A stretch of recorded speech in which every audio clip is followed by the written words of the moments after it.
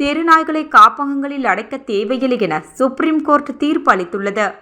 நாட்டில் வெறிநாய்க்கடி மற்றும் அதனால் ரேபிஸ் நோய் ஏற்பட்டு உயிரிழப்புகள் அதிகரித்து வரும் நிலையில் நாளிதழ்களில் வெளியான செய்திகள் அடிப்படையில் உச்ச நீதிமன்றம் தானாக முன்வந்து கடந்த வாரம் வழக்கு பதிவு செய்திருந்தது.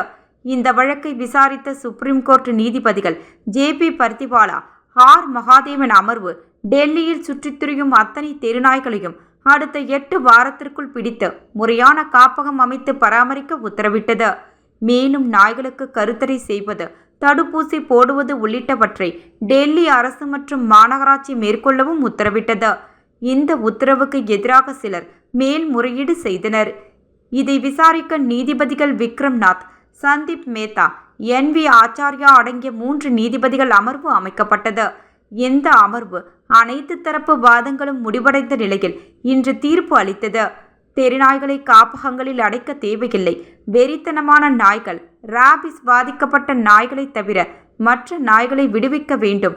பிடித்து செல்லப்பட்ட நாய்களுக்கு கருத்தடை ஊசி போட்டுவிட்டு விடுவிக்க வேண்டும். ராபிஸ் மற்றும் தொற்றுள்ள நாய்களை காப்பகங்களில் அடைக்க வேண்டும். தெருநாய்களுக்கு பொது இடங்களில் உணவளிக்க கூடாது. இவ்வாறு நீதிபதிகள் உத்தரவிட்டனர்.